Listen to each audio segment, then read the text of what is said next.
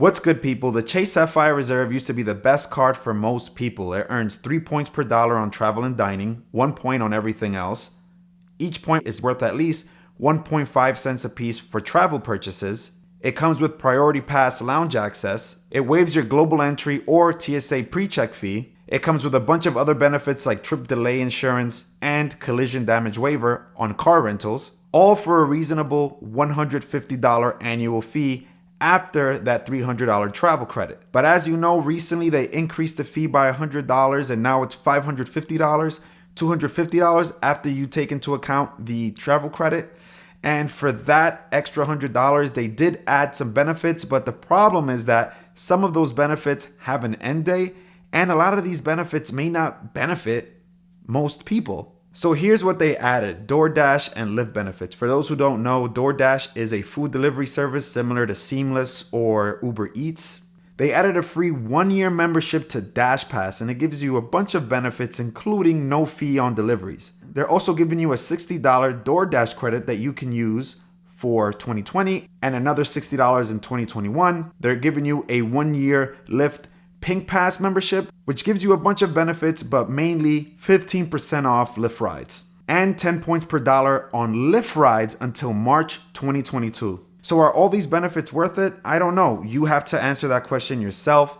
It depends on your usage. Do you use DoorDash? I know most of the people that I know haven't even heard of Dash Pass or DoorDash. So I don't think that's a benefit that I'll be using often. I don't use Lyft because I drive to most places, and if I do use Lyft, it's not often enough to justify that $100 increase. Most people that I know use a combination of Lyft and Uber, depending on which one is cheaper, and even then they're not spending that much money on Lyft and Uber rides. Now, one scenario where this card is definitely worth keeping is if you spend at least $55 a month on Lyft. And that's because with the 15% discount, you'll be canceling out the increase in the annual fee. And because you'll be earning 10 points per dollar, you'll accumulate at least 5,610 points, worth $84 at a minimum. Another way you can offset that annual fee is by spending more, and I don't recommend that. You would have to spend an extra $2,220 minimum just to offset that $100 increase. I would suggest you putting that spend elsewhere. So I don't think that's a good way of offsetting the fee, but that's a way of doing it.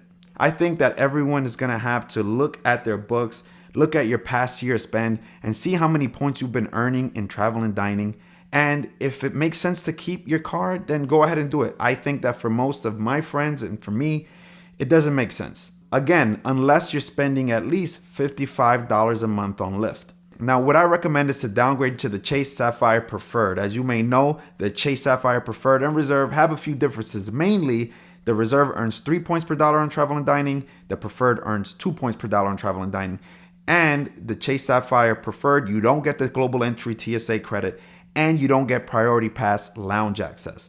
Now, to some people, the priority pass lounge access wasn't a big deal because domestically, the priority pass lounges, first of all, there are not that many and they're not that good to begin with. But if you absolutely need lounge access because you do a lot of international travel, then I recommend you do a couple other things. First, downgrade your Chase Sapphire Reserve to one of the free cards like the Chase Freedom or the Freedom Unlimited. Then get yourself the Amex Platinum and Amex Gold card.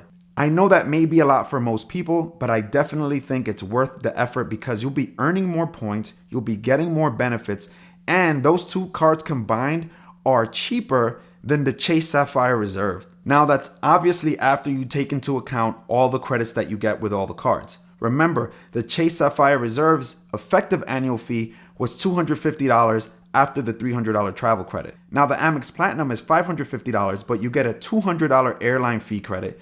You get a $200 Uber credit, and that card comes out to $150. The Amex Gold card is $250, but you get a $120 dining credit and a $100 airline fee credit. That card comes out to $30. So together, those two cards are $180, which is $70 cheaper than the Chase Sapphire Reserve. With this combination, you're going to be earning 5 points per dollar on flights, 4 points per dollar at restaurants, 4 points per dollar at supermarkets, and 1 point per dollar on everything else. And the benefits are much better. You get Priority Pass lounge access, you get Delta Sky Club lounge access, you get Centurion lounge access, Airspace lounge access, Plaza Premium lounge access, and Escape lounge access. The Amex Platinum is the best lounge access you can get on any card. And you get all the other great benefits that American Express is known for, like purchase protection and customer service. There are obviously a lot more little benefits that are different with these cards, but I'm not gonna cover them in this video because I'll be here all day. Now, if you do rack up a lot of hotel, Airbnb, and just general travel charges, then if you're willing to go the extra mile, I recommend getting another card in addition to those two, which is the Wells Fargo Propel card. This card comes with no annual fee. It earns 3% cash back on things like hotels, rideshare, Airbnb rentals, and local transit, at gas stations, streaming services, and 1% back on everything else. It even gives you cell phone protection. Now, the only problem with this setup is that they're all American Express cards, so if you travel a lot internationally, you may have a problem with using these cards. But remember, you downgraded the Chase Sapphire Reserve to the preferred or one of the Freedom cards, so you do have that as a backup. Now, should you keep it? Should you downgrade? Should you cancel it? That all depends on you and your situation. You have to look at your numbers and see if this card still works for you. I do know that if you spend at least $55 a month on Lyft, this card is definitely worth keeping. One important thing to note is that if your annual fee is due before April 1st, you might as well keep the card and use the benefits for an extra year, because the annual fee increase is only affecting accounts whose annual fee is due after April 1st. So if your annual fee is due before, keep it, use the benefits, and then make your decision next year.